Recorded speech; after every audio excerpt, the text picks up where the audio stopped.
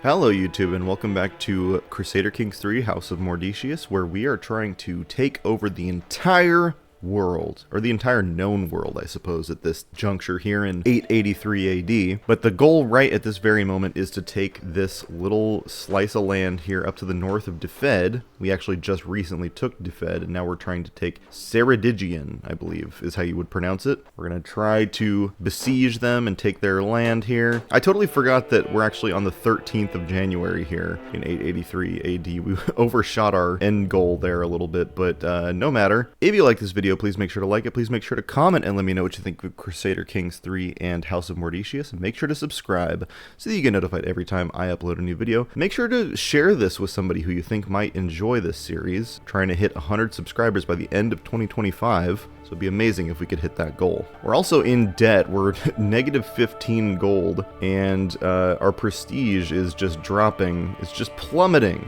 We're not in the greatest situation. We're going to hopefully try to take Ceredigion and sort of see where that leaves us. But let's go ahead and let a little time pass here and see how things play out. And would you look at this, actually, while I was looking around for more languages to learn, I stumbled upon the fact that the claim that we currently are at war over, Ceredigion, apparently I can try to buy it. So I spent 250 piety and got an unpressed claim on the lordship of Ceredigion. Okay, well that doesn't really help us much. It does give us a claim on the land that we're fighting over, but that's, at this point, is kind of moot. But, well, we already did it, so let's go ahead and see if we can learn somebody's language. We already know so many that many of the ones that we potentially could learn are either just languages we already know, or they're just too far away to actually learn. We can learn King Ordy's Basque language. Yeah, let's go ahead and try to do that.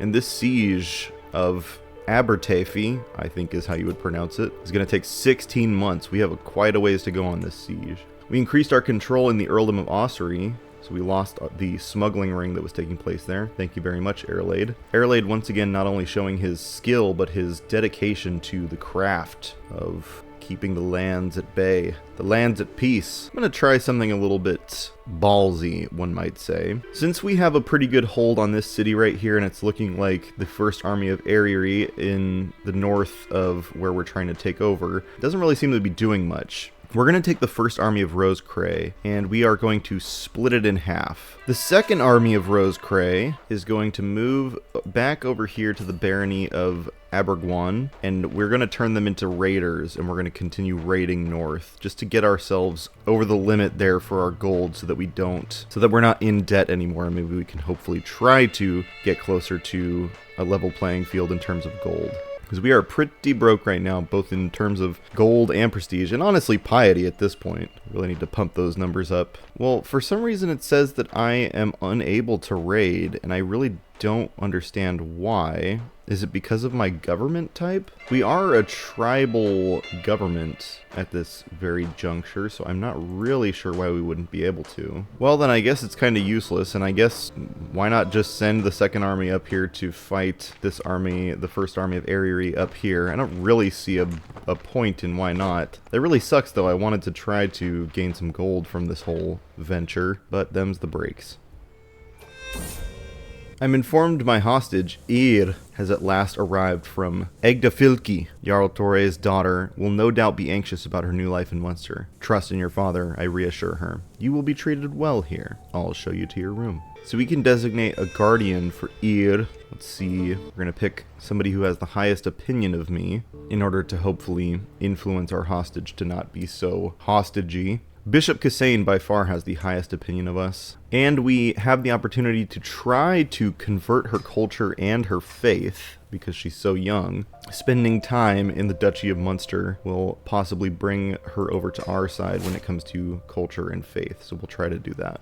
And here we go, my troops are moving north as we continue the siege here in the barony of Abertafi. The second army of Rosecray has begun battle here on the 26th of April, 883, the Battle of Marianid, and so far it's actually not going very well in our direction. We're trying to cut down their numbers, but they are defending fairly well against us. This was maybe not the smartest move on our part, but you gotta try every now and again. Our champion, Diarmid Neal, looking like we might be able to win this battle out at the end here. Probably was not quite worth it, though. The end of a peace. In Faelgus' attempt at improving my reputation, my incompetent chancellor has agreed to a treaty that cancels out parts of my old treaty with Jarl Barrett of Mon. The way the Jarl sees it, he is free to declare war on me as he might wish. Why would you ever agree to this, Faelgus? So Jarl Barrett's truce with us ends. Well, you guys know what that means. We're gonna have to take a look at our council here. We're gonna have to see if anybody can replace Faelgus. And once again, the only person who really could is Lord Finn of Defed. But he is currently commanding our army. Damn it, the real pickle here is that, like, the only person who could potentially replace Faelgus is Lord Finn, but I just don't want to interrupt what he's doing right now. Everybody else sucks way worse, and I don't have enough gold to hire anybody to maybe replace Faelgus. So we might just have to leave Faelgus where he is and hope that he gets better. Let's switch Faelgus from foreign affairs to domestic affairs, because I feel like maybe just keep him close to home and make sure he doesn't screw anything up. You know, we're out here fighting a war, we're in debt, we don't need anything else going wrong here. Alternative reading. In a dusty corner of the library, I find a tome, bound in leather and inscribed with strange symbols, partially hidden behind other books. It is old, but has clearly seen some recent use. As I leaf through it, I quickly come to the realization that it deals with some unconventional knowledge. Well, the real option here is that I can gain focused reading for 5 years, which gives me +1 learning, but my learning is already super duper high. Or I can gather 100 piety by turning it into the priors. And that sounds like probably the best move for me right at this very moment. Plus, you never know, man. I feel like maybe Drognath, later in life, maybe he starts to turn towards the religious, just a tad bit more than he had in his previous days. But I'm going to take that 100 piety, because you never know, we might want to try to buy another claim or something.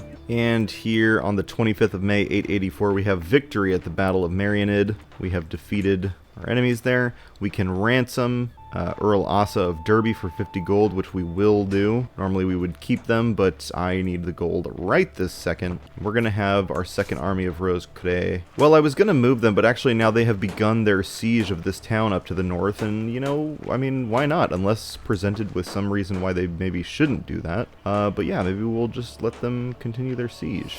And the ransom was accepted. Earl Asa of Derby paid 50 gold to us, left the prison, and now we're out of debt. Change in fortune. The circumstances of Chieftain Torre, the father of my hostage Ir, have changed. He now finds himself reduced to a mere chieftain. Our pact was made under quite different assumptions, and it might be wise to now reconsider. Well, let's see what... Oh, Chieftain Torre's wife is in prison. That's not good. Let's see what lands he controls, because we might want to take his land. He holds only one title, which is the Chiefdom of Vestir Agdir. I don't know where that is, and I'm trying to find it on the map, but I really don't see it. I'm not really sure what to do in this situation, to be honest. I mean, like, if we let her go, we stop gaining the prestige from having her, and I'm not really sure that he is the type of leader that we really necessarily are trying to take land from at this very moment. He does have a press claim on our Lordship of Defed. You know what? I think I'm just going to keep her. Just because he lost some land doesn't really change much, for me at least. I'm going to keep her and see where things end up with that. I'm sorry, I know your wife is in jail. Probably be nice to see your daughter, but I don't know what to tell you. Now the game is telling us we can offer a hostage to King Constantine II of Alba. Let's take a look at our situation here. He is significantly stronger than us and has much more land than us. We may want to offer somebody up to him just to keep him off our back, hopefully, for the time being. Well, once again, the situation of having to give someone a hostage comes down to, I think I'm going to give him one of the twins. And one of the twins is sickly. I think we're going to give him the sickly twin. So he's going to get Samuel, and we're going to keep the twin Olsen. Samuel, I'm shipping you across the sea. Hopefully that keeps the King of Alba at bay for just for the time being. We will end up doing battle with him, I'm sure, at some point in the future. And Samuel departs to become King Constantine II's hostage. Very good. Ooh, okay. So our neighboring chieftain, High Chieftain Domhnall, has won against Chieftain Alfgeir of Song. I think that's how you would pronounce it, Song. In the Methian conquest of the Chiefdom of Oriel. So once again, the guy from Athlone, just like continuing to try to fight off the foreign hordes up north. Ireland has been kind of like divided into a few key players here. So we of course have us, or the High Chiefdom of Munster in the south. To our direct north, we have the High Chiefdom of Connacht. Then to our sort of northeasterly, kind of, we have Athlone, and that is controlled by Meath, who also controls this segment up here. The Kingdom of Alba has been able to take out some juicy little chunks here, including, obviously, Leinster, which we had lost either last episode or a few episodes ago. But then we also have here the Chiefdom of Song, which, if I'm not mistaken, they own just sort of a few various bits and pieces of land here, and I wouldn't be surprised if Meath quickly gobbles that up as well. But Ireland in general right now is just an absolute mess, and we're going to try to take it as quickly as we can, really. And our murder scheme has 5 scheme advantages on Jarl Barid. See where we're at here. So if we seize the moment, we have a 75% chance of succeeding. And that is the absolute max that we would get. I think it's time to, well, seize the moment. The scheme is successful. Jarl Barid has been sent to death's fateful embrace, a thorn in my side no longer, thanks Saint Raudon. Ronan's hireling executed our plan perfectly. In the dead of night, the man snuck through a gap scattered in the roaming patrols, let himself into our quarry's chambers with a stolen key, and brought Barid's wretched existence to a wet, gurgling end. Thankfully, though, there will always be whispers. My involvement in the crime remains unknown. I do love surprise visits. 41 stress has been lost, and Jarl Barid dies.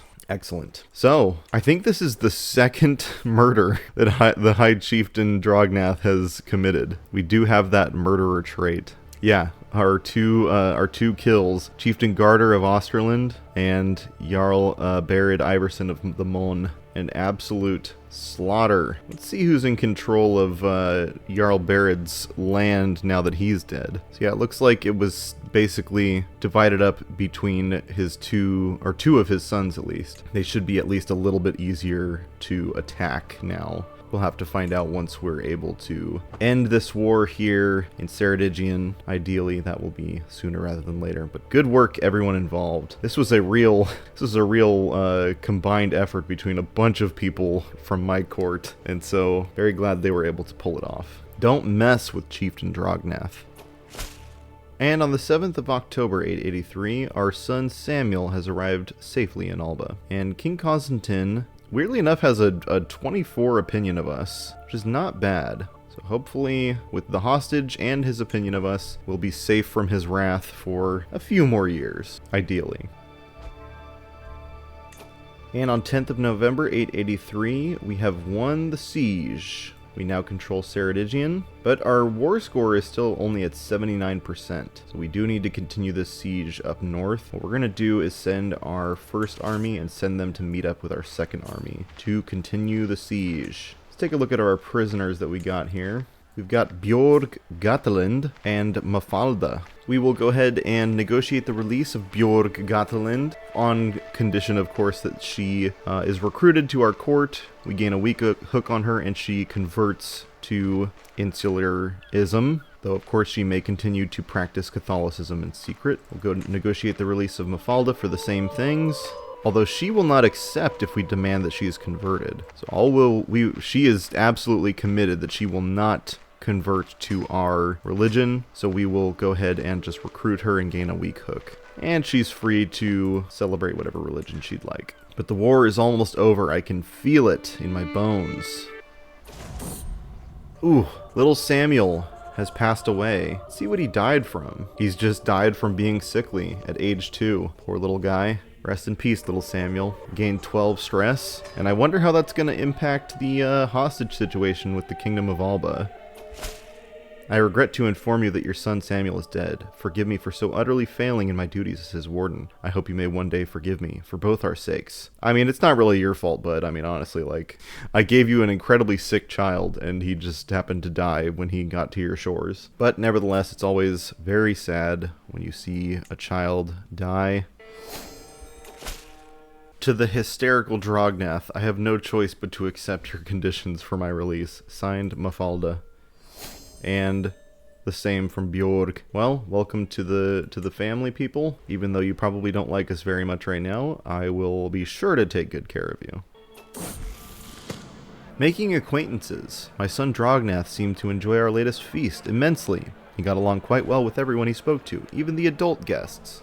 So we can get him a couple different traits here. If we don't do anything, he'll gain the trait Gregarious. We can try to basically convince him that, you know, value lies in the expensive trappings of power, which would gain him the trait Greedy. We can comment on how he looked at a servant, and he would gain the trait Lustful. Those both give us stress, and honestly, both of those, Greedy and Lustful, don't seem like good leaderly traits. So obviously we're going to go with Gregarious. And once again, Drognath, our son, Drognath McDrognath, continues to be absolutely the pinnacle of what would make a good leader. And so really hoping that all of my lands get passed to him. Though I was just looking at the succession order, and we've got quite a few sons to divide our lands up between. So some of them either need to start dying, like good old Samuel, or we need to just start having them take vows once they get of age. I thought that the age that you could make them take the vows was 13, but here we are at with Rodan, our son, who's in the possession of High Chieftain Domhnall, and he's 13, and we can't